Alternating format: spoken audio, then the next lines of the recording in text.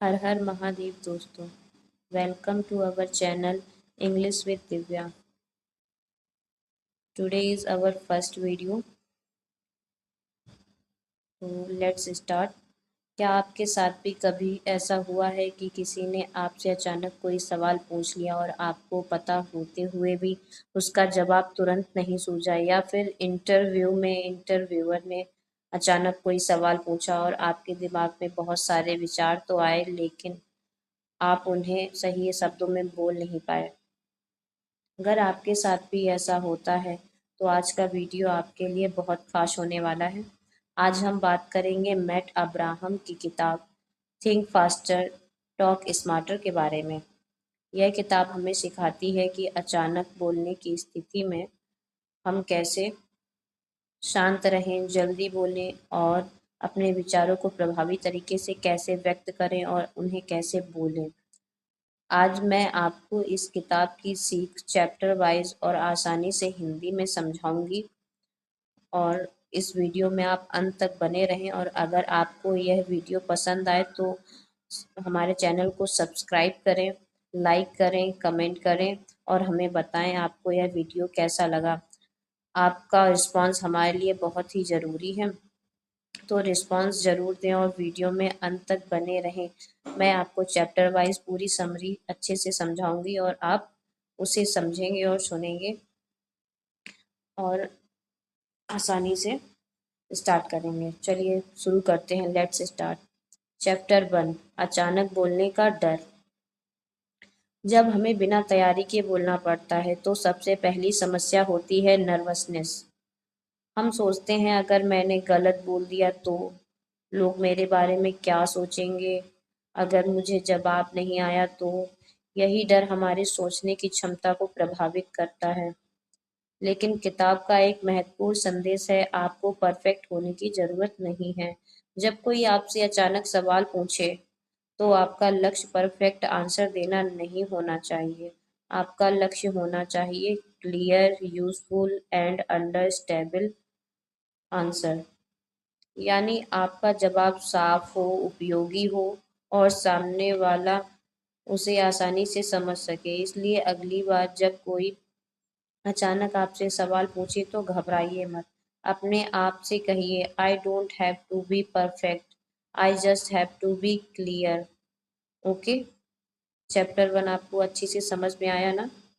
तो अगर आपको चैप्टर 1 अच्छे से समझ में आ गया है तो हम नेक्स्ट चैप्टर 2 पर पहुंचने की कोशिश करेंगे।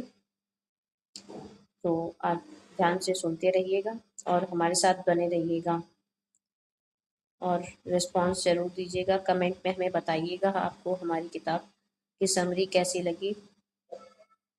तो हमारा नेक्स्ट चैप्टर होने वाला है चैप्टर 2, पॉज की ताकत। अक्सर हमें लगता है कि अच्छा स्पीकर वही है जो बिना रुके बहुत तेजी से बोलता है, लेकिन ऐसा नहीं है।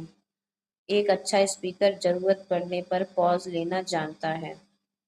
जब कोई आपसे अचानक सवाल पूछता है तो तुरंत जवाब देने की बजाय 1-2 सेकंड रुकिए, सांस लीजिए, सवाल को समझिए, फिर बोलना शुरू कीजिए।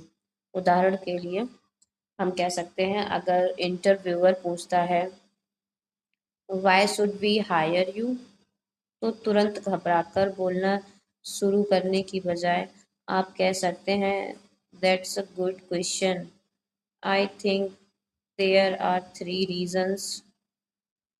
अब आपके पास सोचने का थोड़ा समय भी आ गया है और आपका जवाब भी ऑर्गेनाइज लगेगा। याद रखिए, a short pause is not a weakness, it is a strength।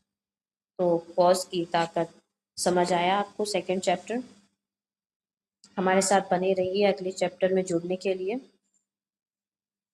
तो हमारा नेक्स्ट चैप्टर होने वाला है चैप्टर 3 पर अपने जवाब को स्ट्रक्चर दें। चैप्टर 3,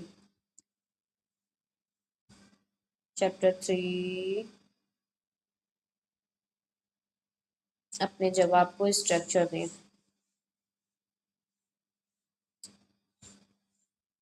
चैप्टर 3 अपने जवाब को स्ट्रक्चर दें। अचानक बोलते समय सबसे बड़ी समस्या होती है कि हमारे दिमाग में बहुत सारे आइडियाज़ आ जाते हैं, लेकिन हमें समझ नहीं आता कि शुरुआत कहाँ से करें, कैसे करें। इसलिए हमें अपने आंसर को स्ट्रक्चर करना ज़रूरी है।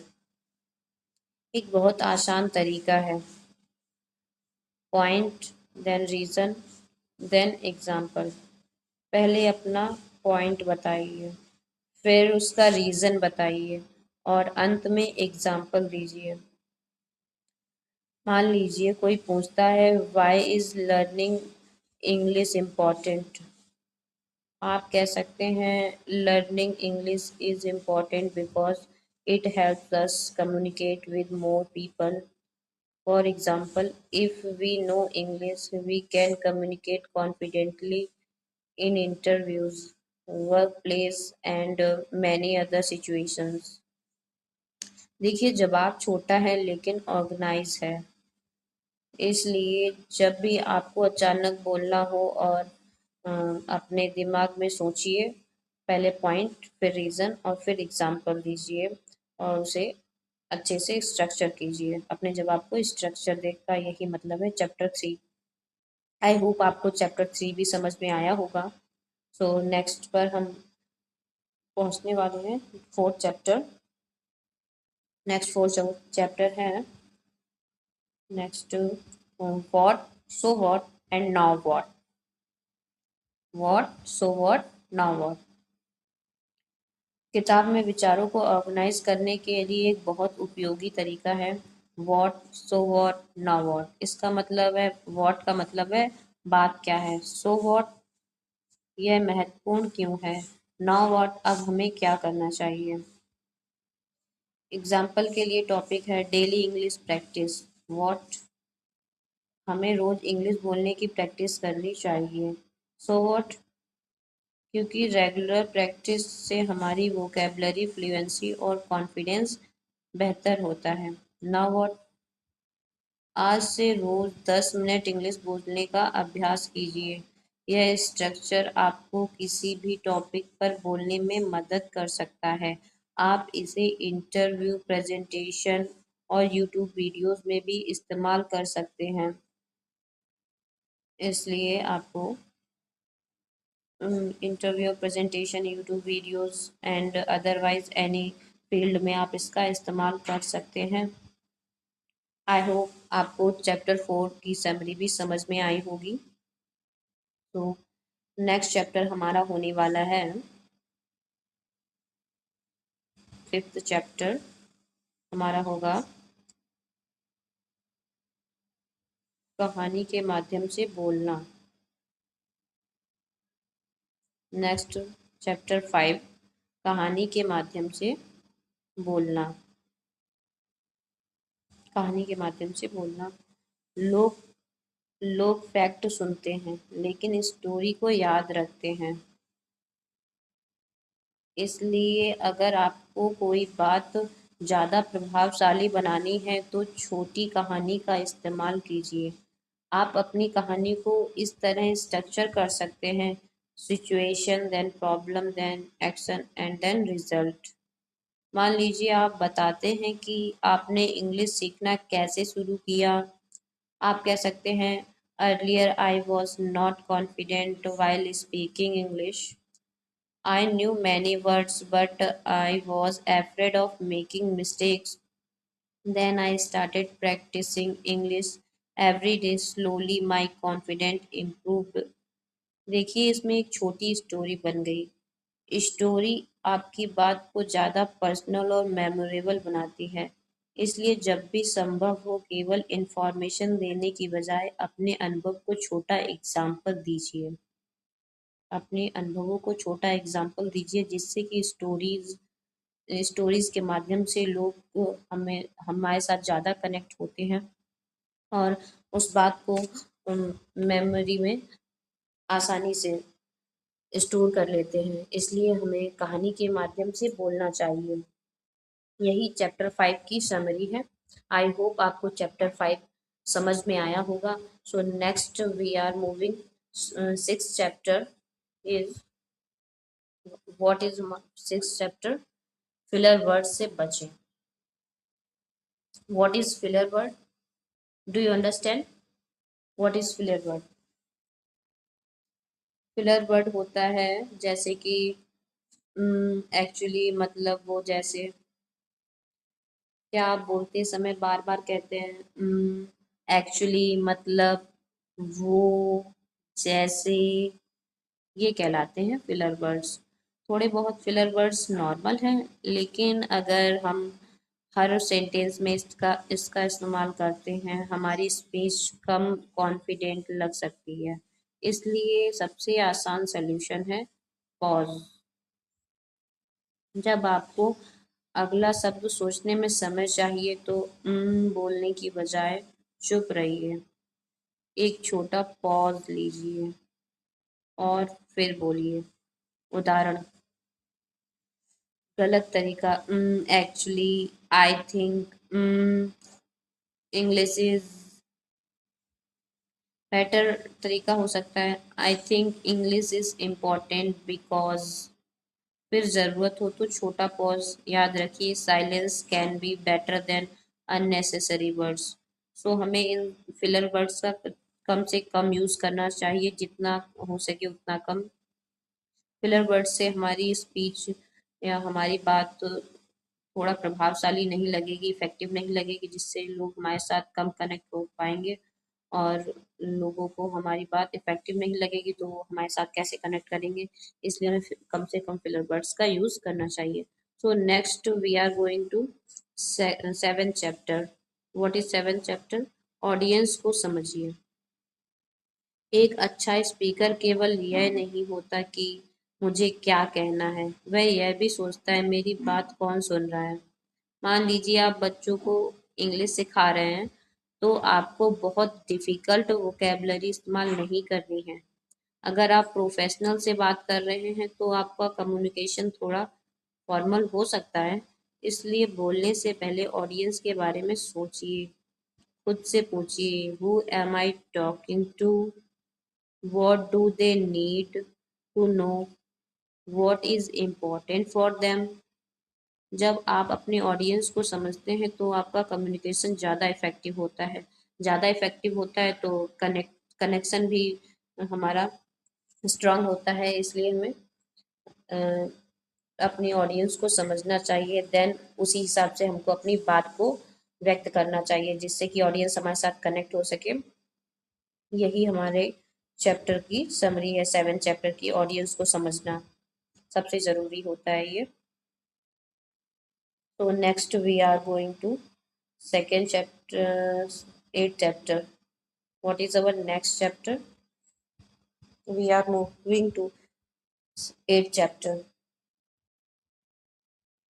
यस, एट चैप्टर इज जवाब ना पता हो तो क्या करें।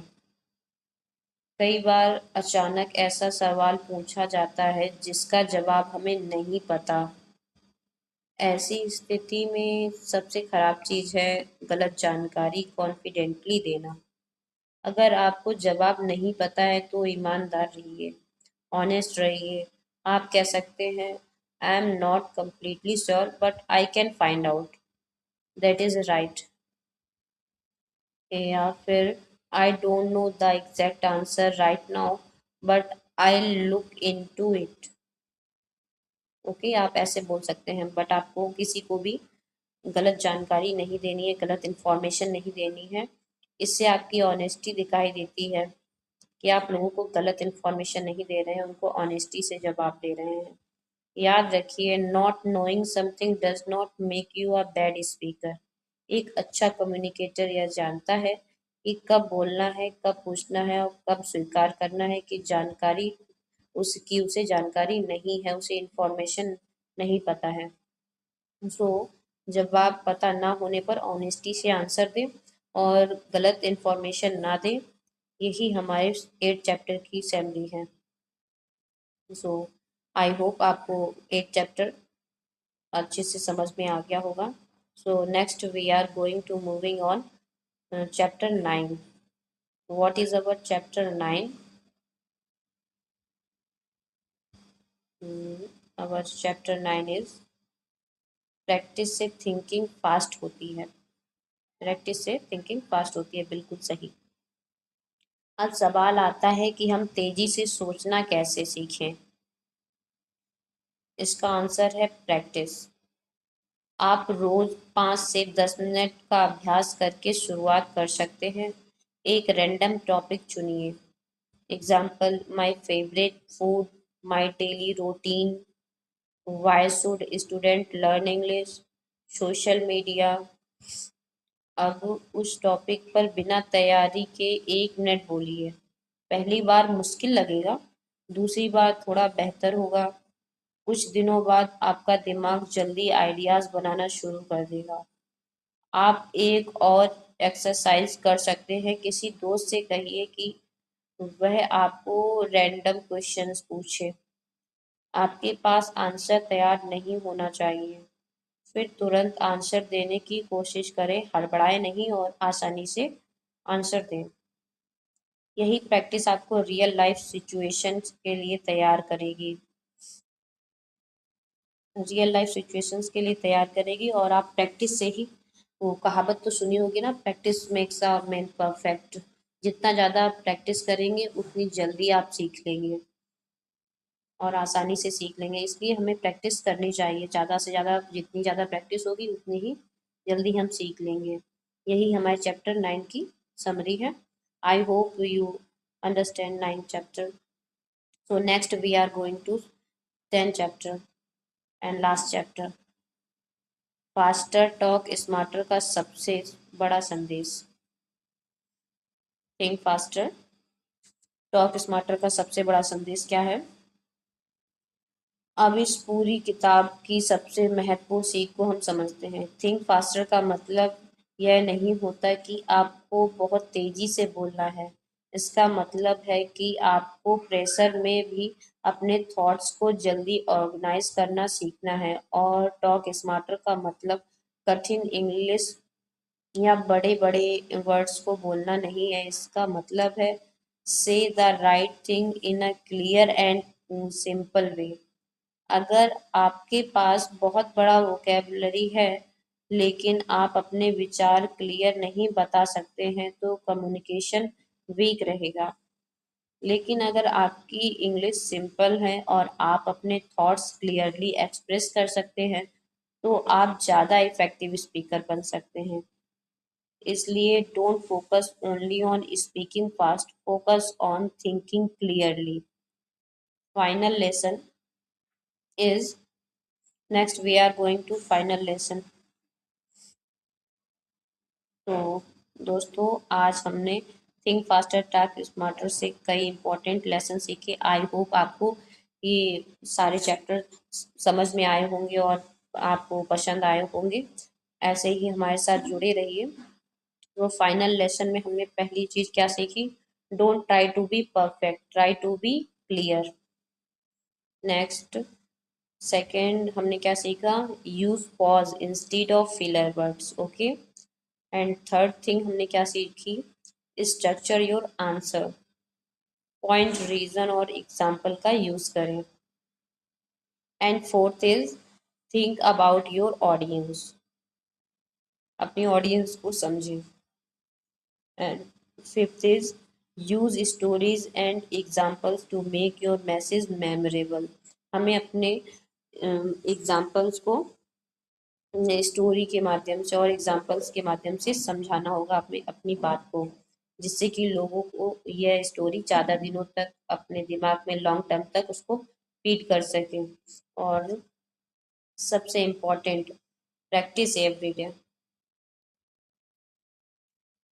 जब आप रोज थोड़ा अभ्यास करेंगे तो धीरे धीरे आपका कॉन्फिडेंस बढ़ेगा और आप अचानक पूछे गए सवालों का बेहतर जवाब दे पाएंगे।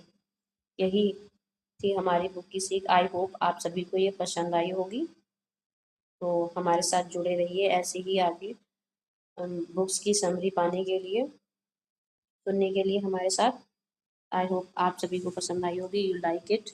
एंड हमारे चैनल के साथ ऐसे ही जुड़े रहिएगा।